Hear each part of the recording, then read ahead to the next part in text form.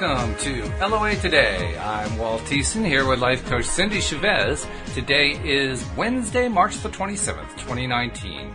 It's 4 p.m. in New York, 1 p.m. in Los Angeles, 8 p.m. in London, Sydney, Australia. I believe that, that would make it 7 a.m. Wherever you are in the world, thank you for joining us for another episode of LOA Today, your daily dose of happy. And I'm realizing that my video is cutting off the top of my head, so I'll see if I can adjust that. But this is a minor consideration because it's Neville Day, and we get to continue with our discussions about Neville, which is what we always do every week, Cindy and I. How you doing, Cindy? You having a good week? I'm doing great. How are you doing? I'm doing really, really good. I'm excited about this because this is always like one of my favorite highlights of the week is doing Neville. Neville's like, yay! He's like a that's ghost good now. To hear. Yeah, well, there was a time when you had to kind of talk me into him. You know, like maybe about a year ago. This time of year roughly. And we did a special, I remember, on Neville, and it intrigued me, and then we kind of let it slip for a bit, and then last September we really started going for it. Or was it August? But somewhere around there, we started really going through all his books and so forth. And I'm now hooked on Neville. What I think is interesting is we did not do the Neville books that we've done. We didn't do them in chronological order. Right, yeah. And we decided to do this one because the other books were a lot shorter, most of them, and then this one was longer. So we decided to do this one, and it's the very first one, and it's really been interesting for me because I think I can kind of see the evolution of Neville's thoughts, starting back here at the beginning. So it's been kind of fun to see. You start to get that after a while, don't you? It's like it isn't just Bible verses after a while. After a while, you can see there's a stream of not just consciousness, but of awareness and clarity. Like there are certain concepts that he wants you to understand in a certain order. And once you get that, it all starts to really make sense.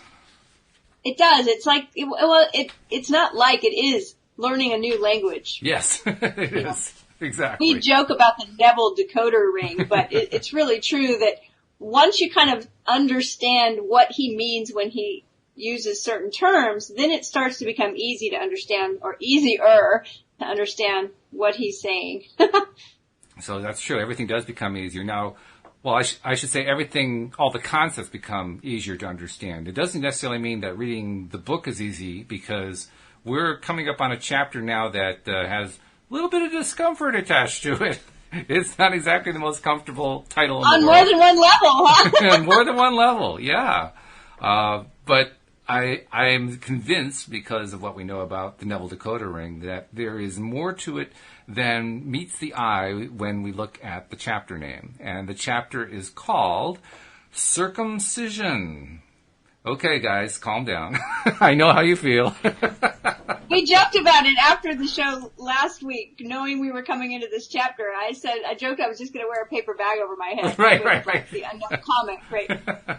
But actually, I don't think it's a long chapter. I think Neville's going to make some interesting points. I'm not sure I'm going to be in total agreement with Neville on this chapter. But we'll see what happens. All right. So, do we have any announcements we need to make, or any? Not really. No? Okay. We have listeners kind of filtering into the live stream. Jason's saying hello from Michigan, but no, I think we're just kind of ready to go. We can do our PR announcements later on, in the middle of the show or toward the end or something. But for now, let's just go for it. Okay.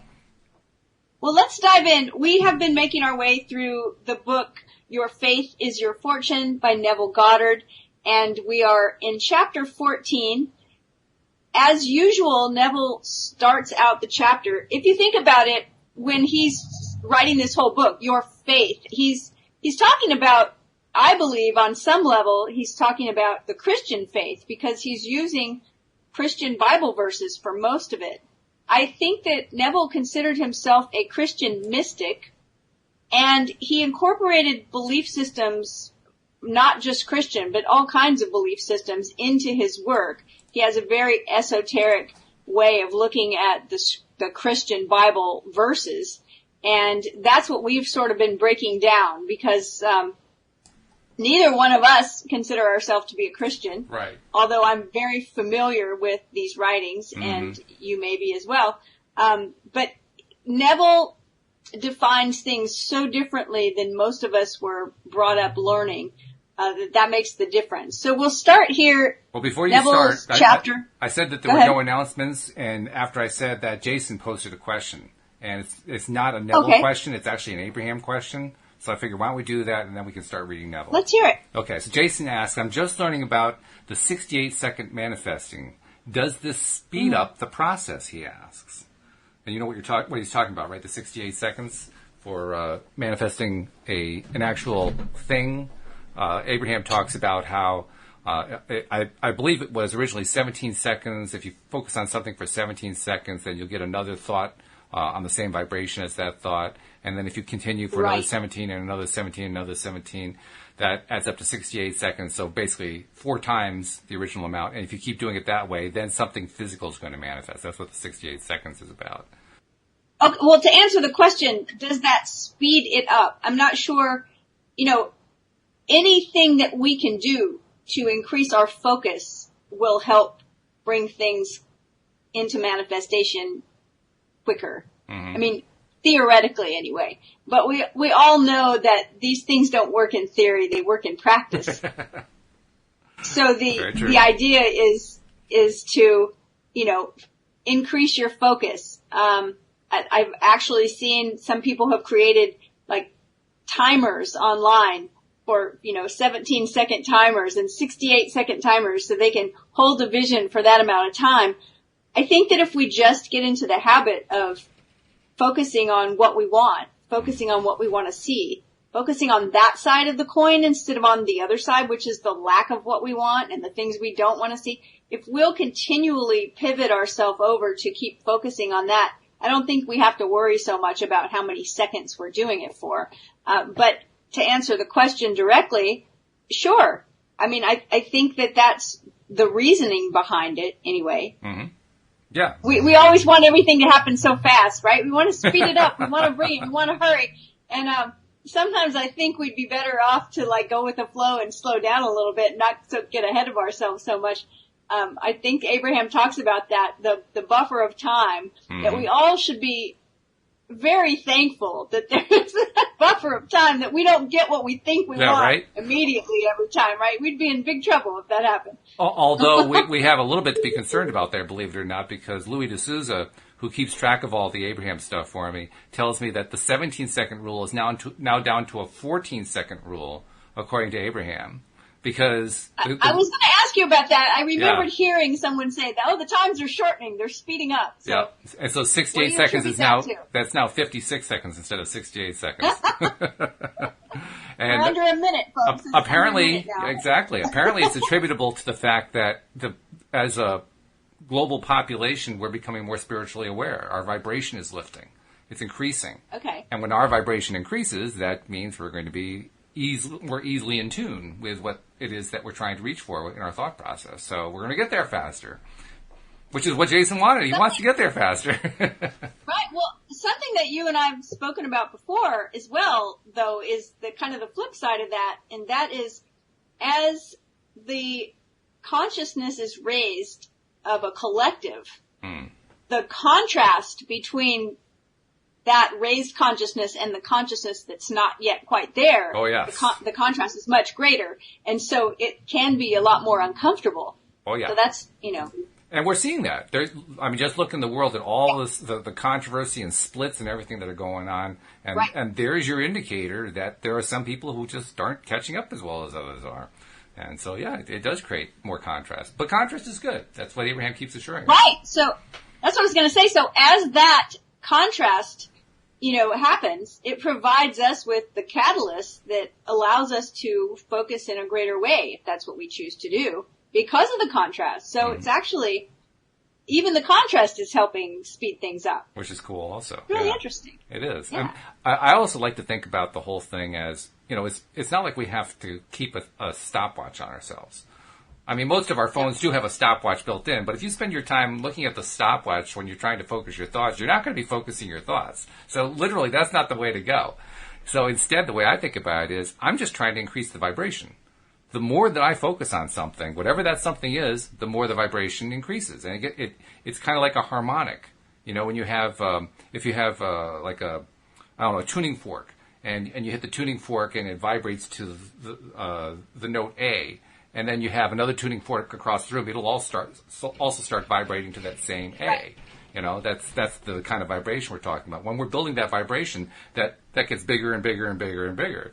And you get that big enough, I mean, civil engineers have used that principle to bring buildings down when they want to do demolitions. I mean, that's how powerful vibration can get. So that's all you're really trying to do. You're just trying to keep building that vibration. Build it and build it and build it and build it. And working to your focus, you know. 7 seconds, it sounds like a small amount of time.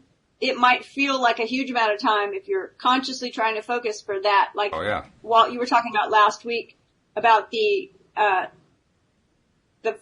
previous spring when you were having the pain in your knees and you were trying to focus on the lack of pain. Focus on the part of your body that didn't have pain. And 17 seconds would have seemed like an eternity.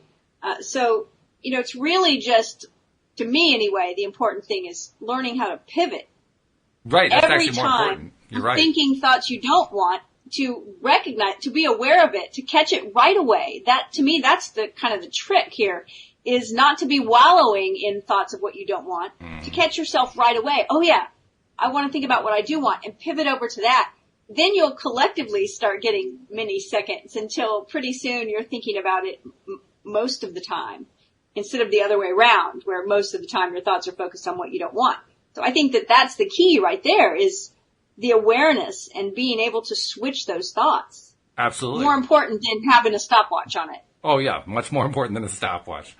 And also, let Abraham keep time. Remember, there are a lot of minutes in a day. I mean, we're not just talking about 1 minute in a day. There are literally thousands of them in a day. You know, there's just a huge number. So if you can actually focus for even a large chunk of the day on what you want, you're building vibration in a major, major way.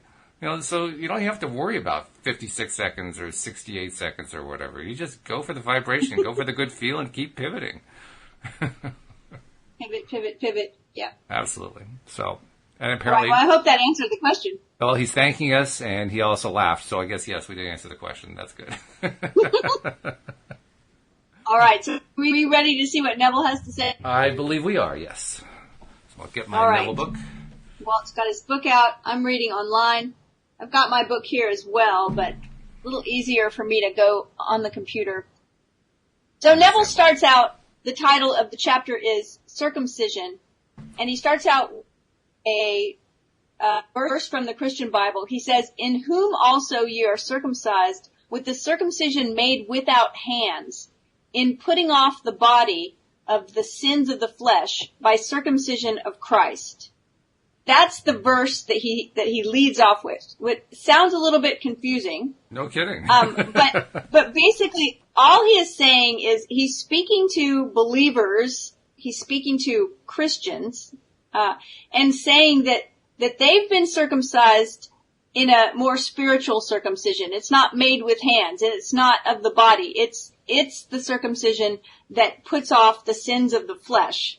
And then Neville goes to describe what he means by that, or what his definition, and he says circumcision is the operation which removes the veil that hides the head of creation.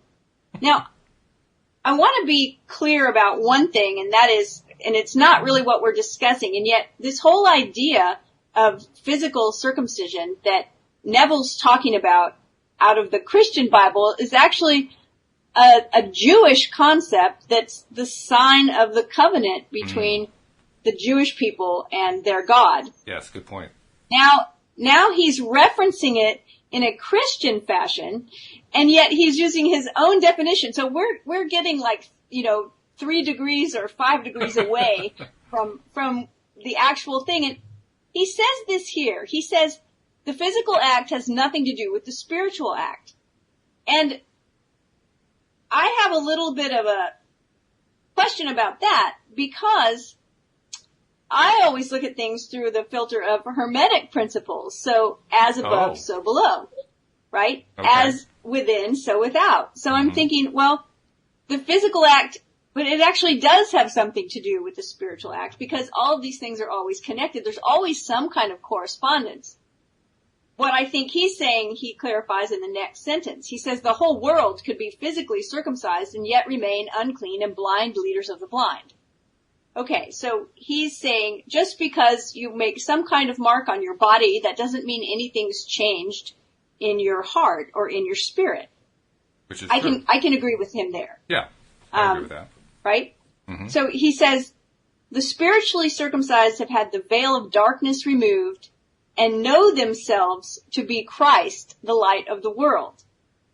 So now we're getting into the real Neville stuff here. And where he's like... This is where we have to start bringing in the decoder ring, too, because he talked about putting off the body of the sins of the flesh.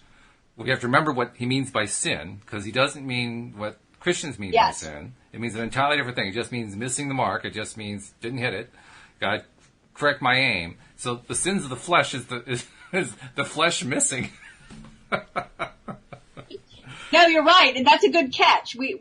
That's one of those things I know people that are listeners to the Neville show, week after week after week. I apologize if you get really tired of hearing this, but it's really important for someone who hasn't heard it, and that is the idea of sin in the way the original language is actually written and the way Neville is telling us they're the same, and that is that, like Walt said, it just means you've missed the mark. It's like shooting at a target with an arrow and you miss the bullseye, or maybe you miss the target altogether. You've missed it. So what do? You just get out another arrow and you take a better aim.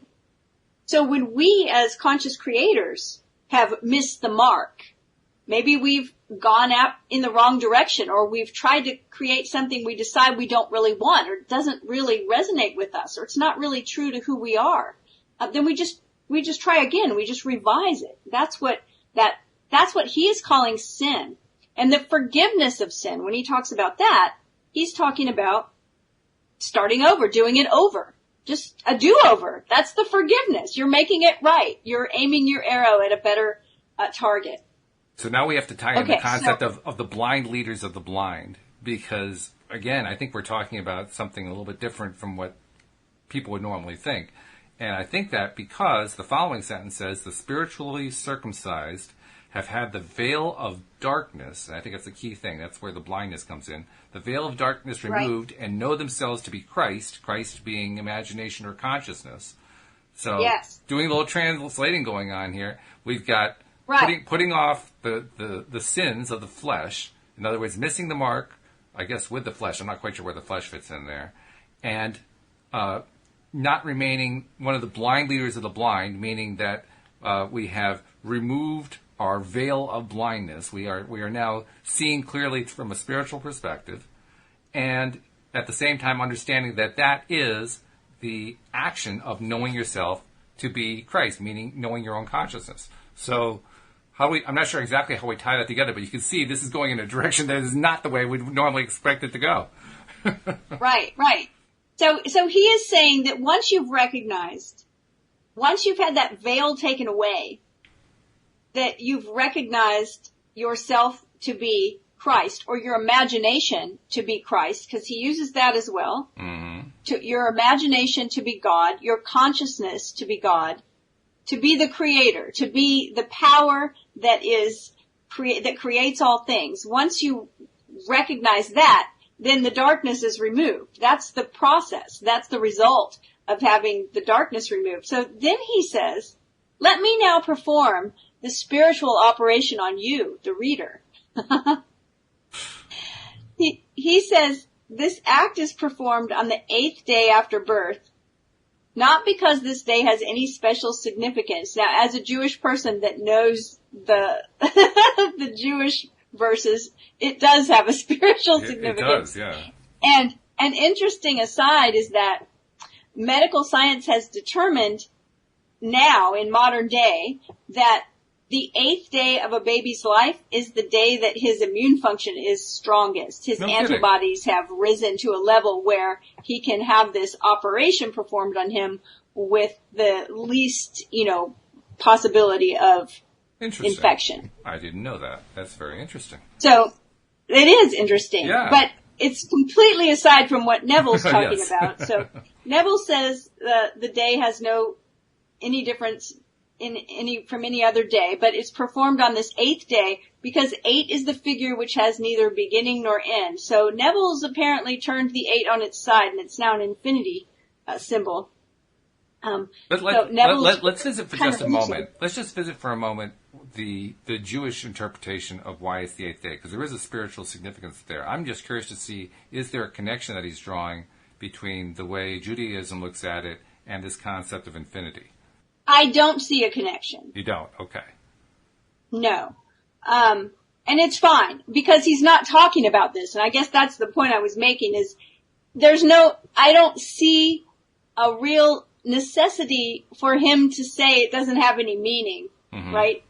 Because he's giving it meaning. He certainly so is, we can go with the meaning that he's giving. Why? Because he's the teacher today. And so he's telling us the way he sees it. Okay. So he says the ancients symbolized the 8th numeral or letter as an enclosure or veil within and behind which lay buried the mystery of creation. Thus, the secret of the operation on the 8th day is keeping with the nature of the act, which is to reveal the eternal head of creation, that changeless something in which all things begin and end, and yet which remains its eternal self when all things cease to be. This mysterious something is your awareness of being. At this moment, you're aware of being. Now, I love this.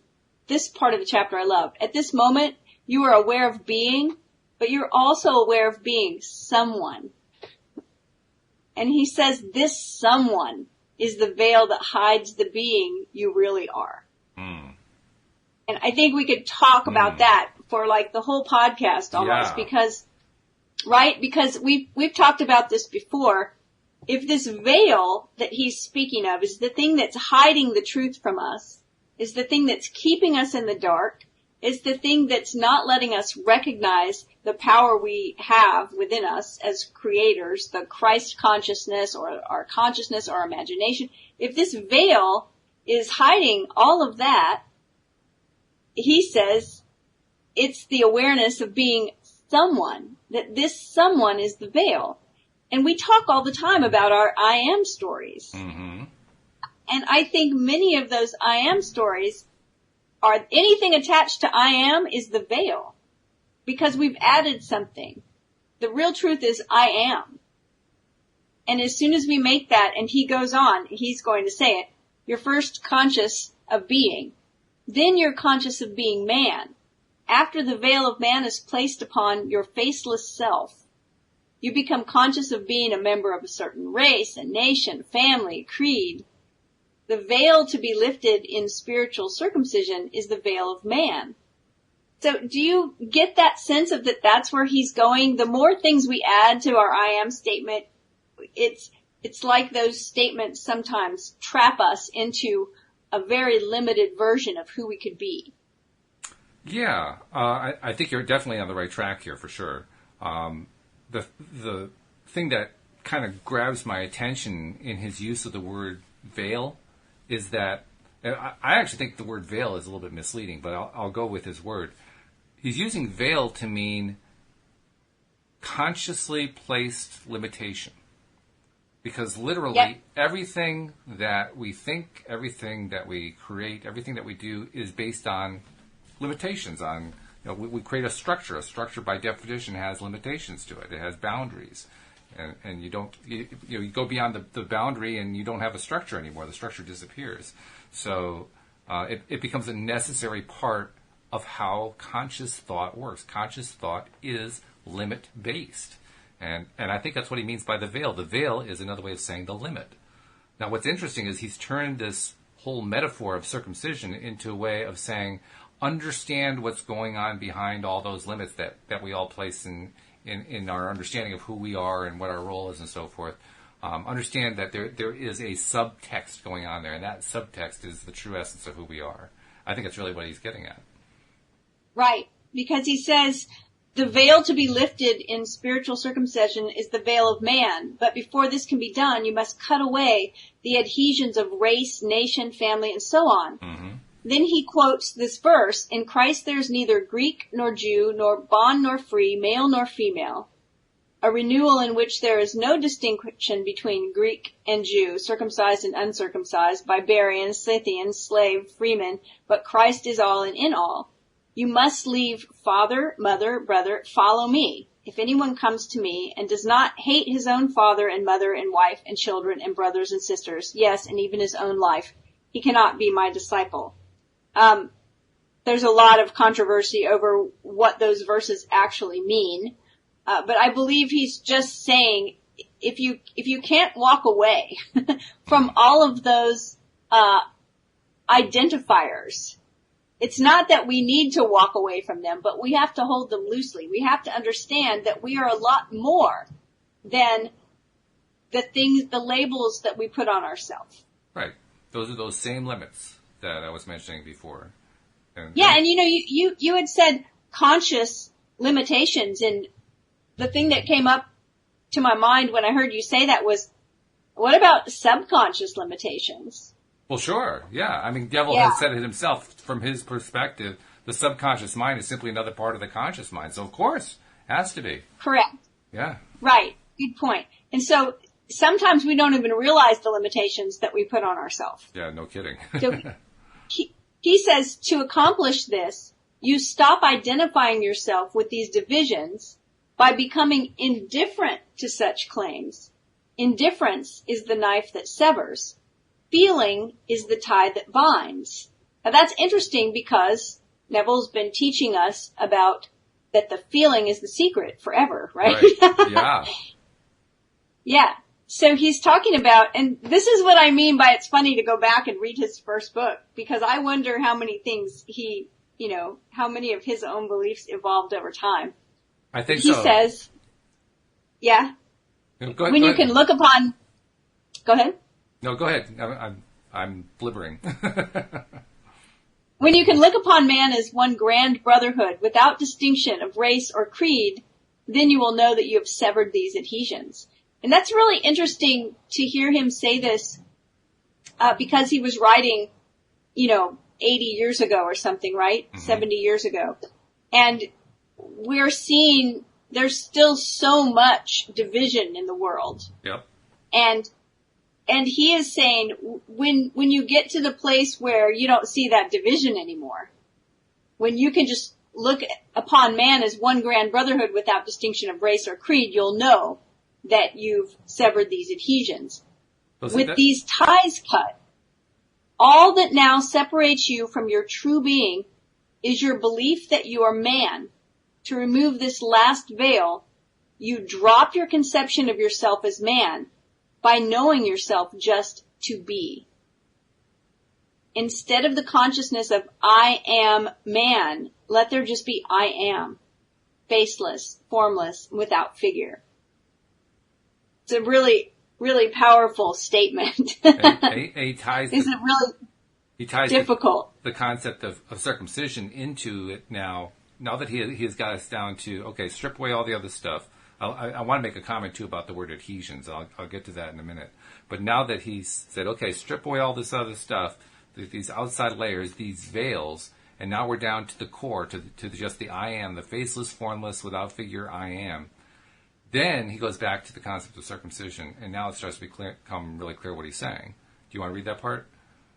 Yeah, you're spiritually circumcised when the consciousness of man is dropped, and your unconditional awareness of being is revealed to you as the everlasting head of creation, a formless, faceless, all-knowing presence. Then, unveiled and awake, you will declare and know that I am is God, and beside me, this awareness, there is no God. Yep, there it is. Now, I want to go back to the word adhesions, because I thought that was a really interesting choice in words, because he was talking about veils, right? That all of these different conceptualizations that we put on ourselves are veils. And now he's referring to some of them as adhesions. What's an adhesion? It's something that sticks to us. We stuck it to ourselves initially, but now it sticks to us. Another way of saying a limitation, something that we've put up as a limit. And I think he kind of uses that word deliberately, because a limit is not necessarily a good or a bad thing. I mean, in many ways, it's a good thing because it's how we form and understand our lives as physical human beings. You have to have limits in order to do that. Correct. Otherwise, you couldn't possibly be Right. a human being.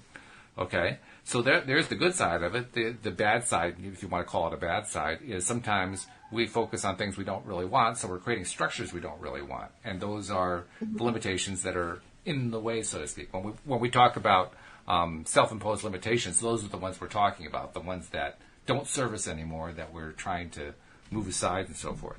So when he changes the verbiage around and calls them adhesions, what that says to me is like, okay, I've taped this little piece of me on. I've got this little piece on, this little piece on.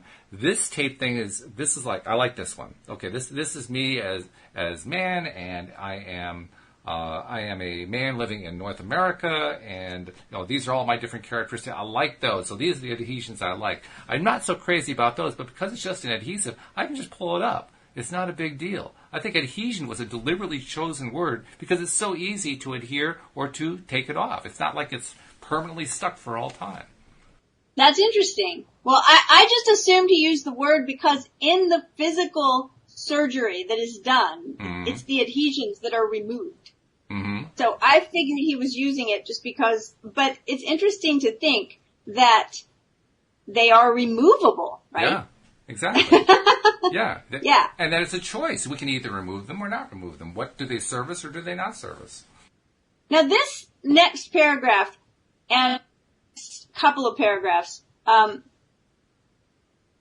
read through this once because I wanted to know what I was getting into today. And I think he kind of pushes the limit of being a little nebulous and vague, but we'll see if reading it a second time changes anything. He has just spoken about the awareness that there is no God, right, besides awareness, that awareness is God. And he says this mystery is told symbolically in the Bible story of Jesus washing the feet of his disciples. It's recorded that Jesus laid aside his garments and took a towel and girded himself. Then after washing his disciples' feet, he wiped them with the towel wherewith he was girded. Peter protested the washing of his feet and was told that unless his feet were washed, he would have no part of Jesus. Peter, on hearing this, replied, Lord, not my feet only, but also my hands and my head. Jesus answered and said, it is washed, needeth not save to wash his feet, but is clean every whit.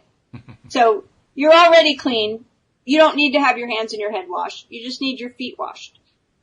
Neville says common sense would tell the reader that a man is not clean all over just because his feet are washed.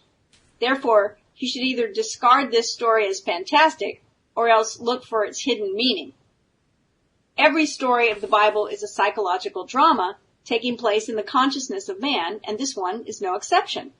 This washing of the disciples' feet is the mystical story of spiritual circumcision or the revealing of the secrets of the Lord. Jesus is called the Lord. You are told that the Lord's name is I am. Je suis. I don't know why he went to French there. I have no idea. I am the Lord. That is my name. The story states that Jesus was naked save for a towel which covered his loins or secrets. Jesus or Lord symbolizes your awareness of being whose secrets are hidden by the towel, the consciousness. The foot symbolizes the understanding which must be washed of all human beliefs or conceptions of itself by the Lord. As the towel is removed to dry the feet, the secrets of the Lord are revealed. In short, the removing of the belief that you are man reveals your awareness as the head of creation. Man is the foreskin hiding the head of creation. I am the Lord, hidden by the veil of man. So Neville's making the case that we are all God and that that part of us is hidden by our humanity, by our humanness, by man. When he talks about the towel being removed to dry the feet and all of this about, saying that the feet are understand. I think an easier instruction that our feet are the part of our body carry us through the world. Mm-hmm. We can have a clean body and our feet get dirty because we're walking on the dirt, through the earth, through the world. We're going through daily living. We turn on the news and we hear stuff that might not lift us up. right? We see and hear experiences that might not be aligned with the things we want to create. And so what do? We have to continually renew our alignment, renew our vibration, realize that that's not the stuff that I want to be being myself with, or whatever. I think that's a better explanation. I wish Neville were here to discuss this with me. I hear you. Well, I'm also intrigued by his use of the towel as a metaphor, because he explicitly says that the towel is the consciousness of man. Now, Jesus, Christ, Kingdom of God, those are the ones that come to my mind. Heaven, those he's all equated with just pure consciousness. Towel, he's equating with consciousness of man. Man, I'm trying to ask myself, is that man as physical?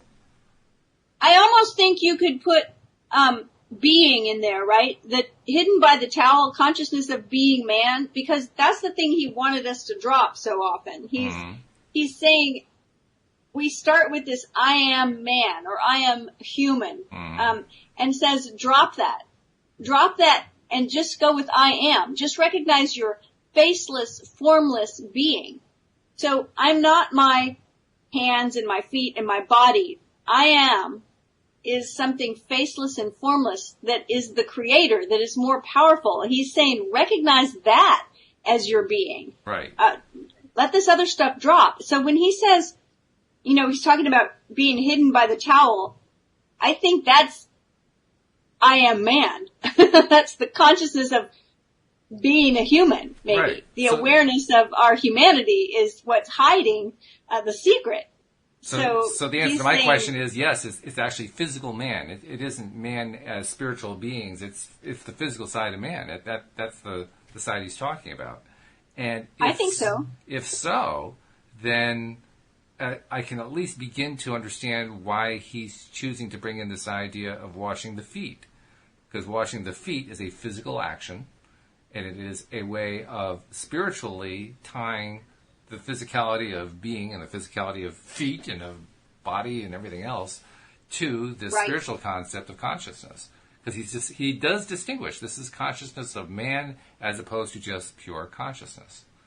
And that actually does fit very nicely with the rest of the chapter, because he talks about the veils, the little bits of pieces of who we associate ourselves as being that become these veils that hide the true consciousness within.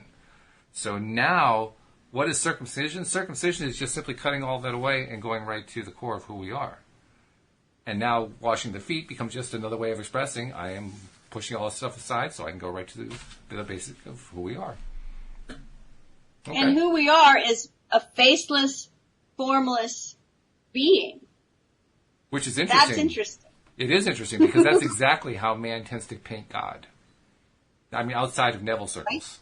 Outside of Neville circles, that is what God is. It's this faceless, formless being. Well, he's just very clearly not only painted that picture of God, but said, you're it. You're it. You're it. And can you please stop looking at all of the outer stuff that hides that from you and recognize that who you are is not limited to all of these physical characteristics and where you come from and who your tribe is and all of that. It's deeper than that. It's bigger than that. And if you allow that to, be cut away, allow yourself to see what's really in there. It's just the I am. That's a powerful thing. Neville was a very creative guy. He was very creative. I mean, because clearly he was spending a lot of time coming up with metaphors. And he was inspired by the fact that he was a very devout Christian. So he was pulling extensively from the Christian Bible. That's very clear. But nevertheless, he was also taking these teachings and turning them into something that was not the way they were usually taught. That takes creativity. That takes a lot of, creating your own metaphors and so forth. And he really, he went to town. I mean, sometimes I think his metaphors kind of, if you'll forgive the phrase, they step on each other because you haven't washed the feet. Yeah,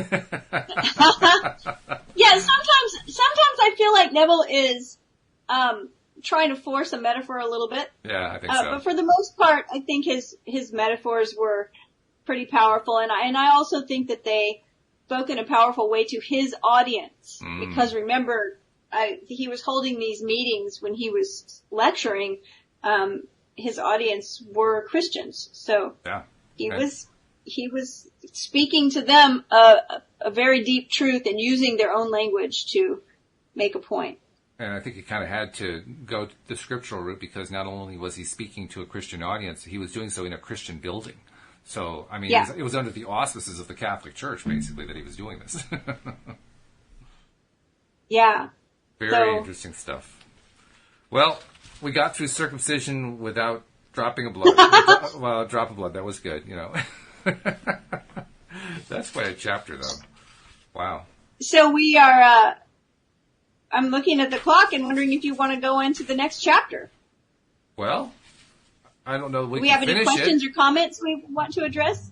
Not really. I mean, the last comment of significance was Jason responding to what we talked about in answer to his question earlier, where he says, I think I'm finally starting to get the hang of LOA, which is great. Congratulations. That's good, Jason. Yes.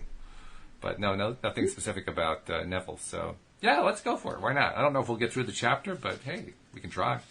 We can try. So, chapter 15 of Your Faith is Your Fortune I really like the title. It's called Interval of Time. And isn't that something that we just had the first question be That's right. asking us about an interval of time? Exactly. Happens a lot on our show. No kidding. Yeah.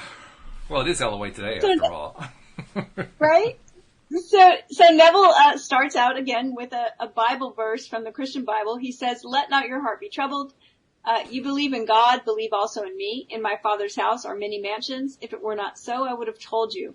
I go to prepare a place for you. And if I go and prepare a place for you, I will come again and receive you unto myself, that where I am, there you may be also. Let not your heart be troubled. You believe in God, believe also in me. Okay. For some reason in my version, that same verse is twice, but I won't read it twice. He says, the me in whom you must believe is your consciousness, the I am. It is God.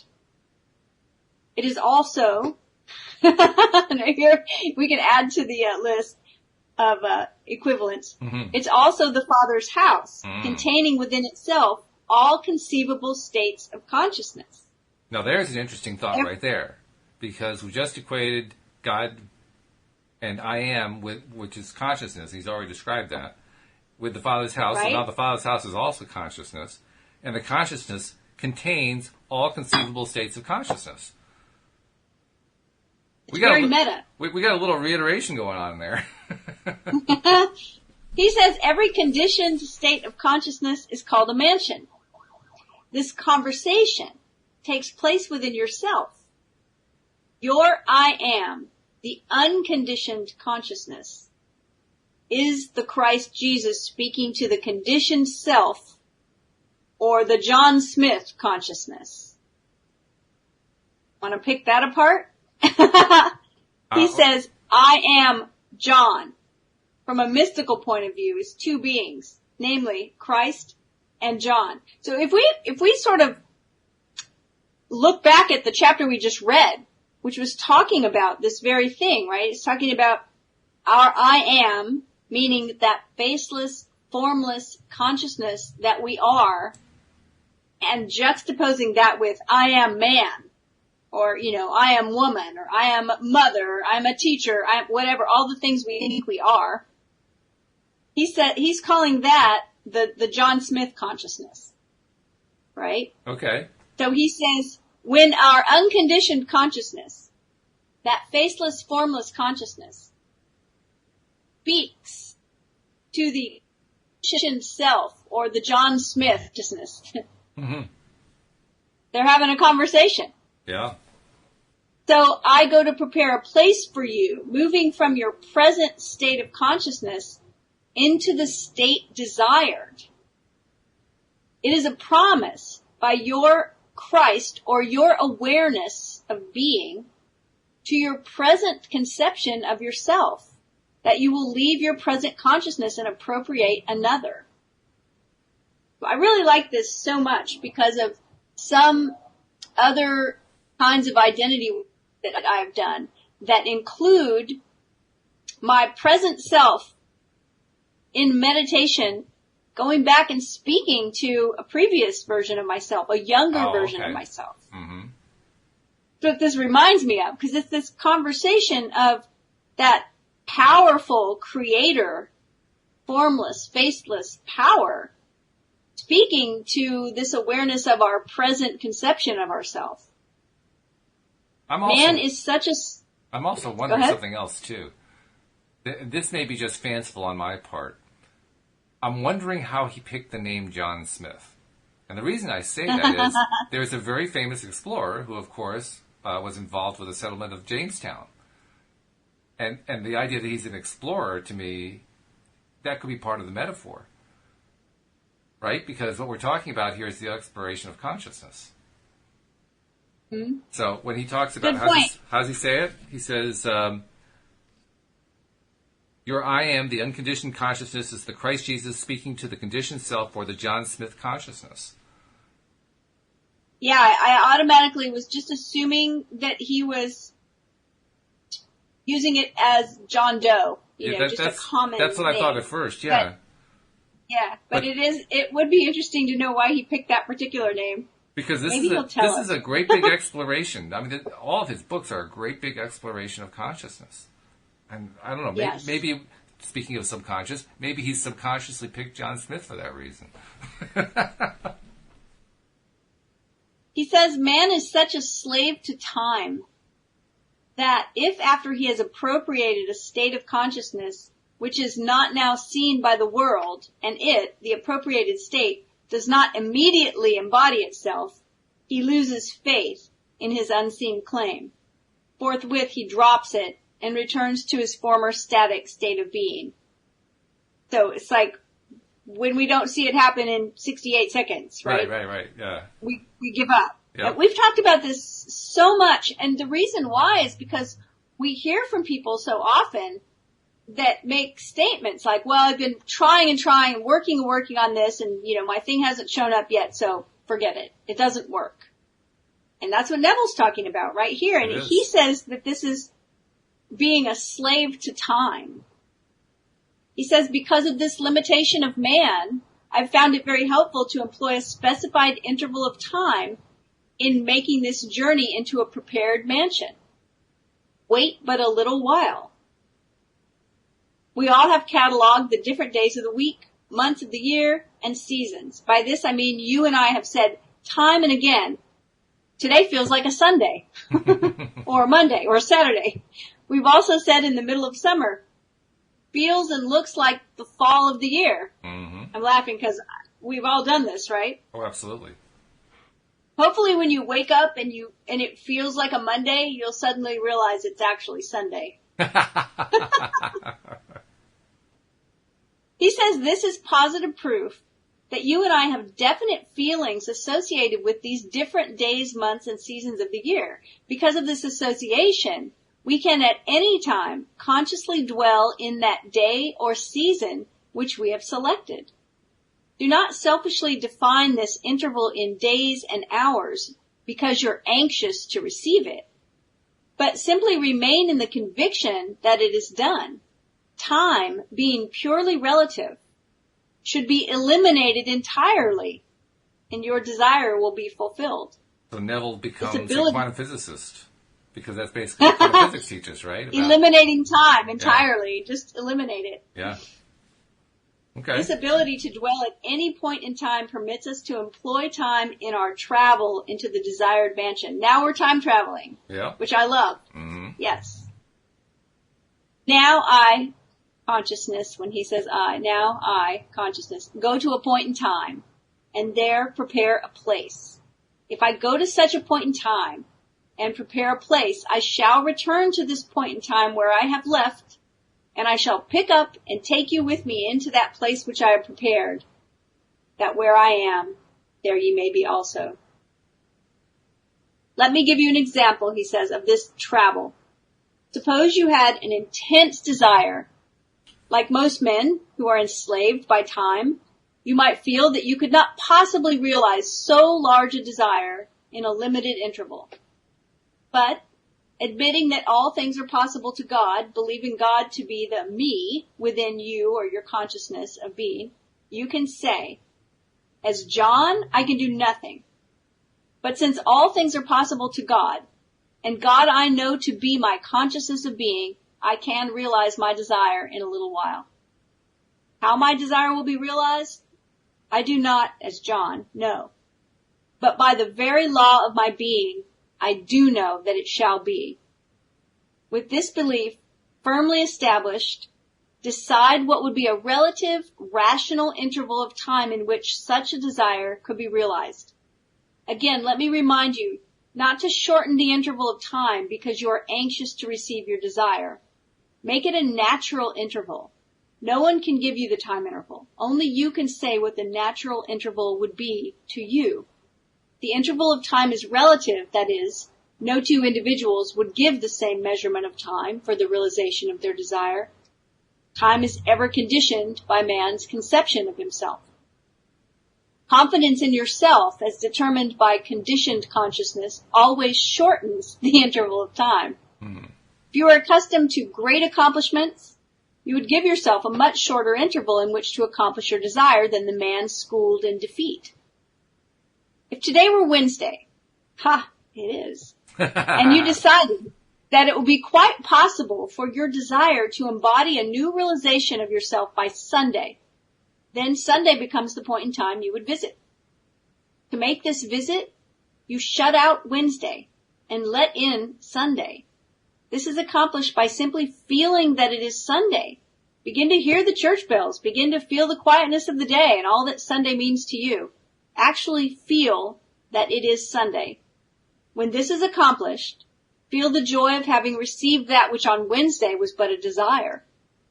Feel the complete thrill of having received it, and then return to Wednesday, the point in time you left behind you. In doing this, you created a vacuum in consciousness by moving from Wednesday to Sunday. Nature, abhorring vacuums, rushes in to fill it, thereby fashioning a mold in the likeness of that which you potentially create, namely, the joy of having realized your defined desire. As you return to Wednesday, you will be filled with a joyful expectancy, because you have established the consciousness of that which must take place the following Sunday. As you walk through the interval of Thursday, Friday, and Saturday, nothing disturbs you regardless of conditions, because you predetermined that which you would be on the Sabbath, and that remains an unalterable conviction. By the way, Neville, the Sabbath is Saturday. Yeah. Having gone before and prepared the place, you have returned to John and are now taking him with you through the interval of 3 days into the prepared place that he might share your joy with you.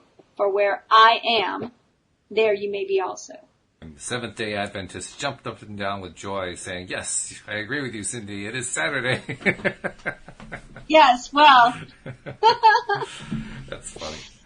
A couple thoughts were coming to my mind as you were reading all this. The first being that when he is, let's see, where is it? This whole section here about how he projects ahead into time. What he's basically doing is, this is the first person I can think of. Abraham doesn't really do it this way. Seth doesn't do it this way. Tony Robbins kind of sort of does. Dale Carnegie doesn't. Napoleon Hill. Most of the gurus don't tell you how to place a specific limit on time.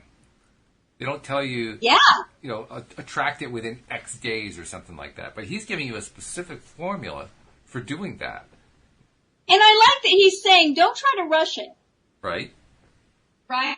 Like, a great example of this that comes to mind is when we wrote our book.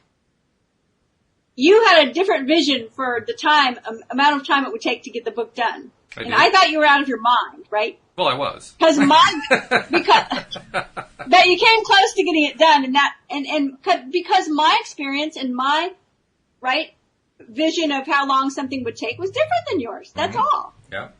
And it makes so much sense that a lot of times time really is the factor that makes a difference. Mm-hmm. Because when people say, well, I really want X to happen, but I just don't think it's possible. Maybe we don't think it's possible because we want it to happen too fast or in a time period that makes it seem impossible. So I just think it's a really interesting question to ask myself when I want a certain thing that seems impossible. If I say, well, if you gave yourself, enough time, couldn't it be possible? Mm-hmm. So maybe that's a really great hint from Neville, is to ask ourselves what a reasonable amount of time to make this thing happen would be. Well, you made an interesting point also about me being out of my mind, because I think, I really didn't think you were out of your mind. But I think in a sense I was. I think that was actually a good thing, because literally, if I had stayed in my mind, I would have said it would take a year or whatever, like you would have expected, because that's what my mind would have told me. I literally set my mind aside so that I wouldn't let it limit me, and said, let's just plow through this thing. We can get this thing done. I have no idea how, but we can get this thing done. We can get this thing done in weeks. Well, it took a little bit more than weeks, but just because I was willing to put that particular limit aside, it has to take a year, then it didn't take a year. And yet, here's the thing, is that one of the thought processes I went through in that was, okay, look, Walt's a smart guy. He knows how many hours he can devote. He knows how many hours are in a week. He's figured it out. So he's going with this time frame. Okay, hey, you say you can do it. What's interesting is we had different time frames in mind. So for each person, for everyone that's trying to use this method, this time travel method, now I know why I like Neville. See, I love time travel. Just be realistic about the thing. How long should it take? Because you know what, I have a suspicion it will come sooner most of the time. Well, I would say it isn't even a question of how long do you think it would take. It's more a question of how much are you willing to allocate? How much time are you willing to give yourself? Right. It's a way of being kind to yourself and saying, take the pressure off. Beautiful. Yes. And that's which really is so important. Yeah. I think that's why most of the gurus don't say, put a time limit on. They take the time out of it. They just say, and like Abraham says, well, the universe likes to deliver things fast, so it really comes down to you. How quickly are you willing to let it in? If you're willing to let it in right away, it's going to show up instantly. If you're not willing to let it in, and then when it doesn't, we beat ourselves up. Yeah. And that's the point that I think you and I are touching on here, which is we don't need to beat ourselves up. It's okay to set a time limit. And I've always felt that. It really came down to, is the time limit there to serve us, or is the time limit there to hinder us? If the time limit serves us, if it actually feeds our ability to stay in that positive place, then great, set the time limit. Excellent. I agree. I'm right there with you. I agree. Yeah. Beautifully made the point. Yeah. And I got to congratulate you. Hey, this was a good. We got it through. We got both chapters done within the hour, which is really, really cool. Yay! And with a minute to spare, so I can actually remind people, if they're not yet subscribers to the podcast, please become a subscriber. We made it as simple as possible. Just go to the homepage, loatoday.net, and now, Cindy, if they go to the homepage, there is one link at the top, and it's the one that's appropriate for their device. They don't even have to figure out which is the right link for them. So just click that. Nice. Walks them right through the process, and bang, just like that, you're a subscriber. And then, of course, be certain to share the fact that you're subscribing with everybody else when you hear an episode like this one that you like so much. So thank you for being a subscriber. And thank you, Cindy, for doing the research as usual to keep us on track with what Neville is trying to tell us, because, boy, I would not credit this myself. You're good at it. You're really good at it. I really appreciate it. And I'm almost remiss. I almost forgot. I'm trying to make sure all of my co-hosts have the opportunity to tell people how to reach out to them. So how do they reach out to Cindy Chavez? They can reach out to me. My website is cindychavez.com. INDIECHAVEZ. There's a contact form there. I would love to hear from you. It will be great. Excellent. And give me a shout out. All right. Well, thank you, as usual, for leading us through Neville. Thank you to our live stream listeners and for the questions we got there. Thank you to our podcast listeners as well, and we will see you all next time here on LOA Today. Goodbye, everybody. Bye, everyone.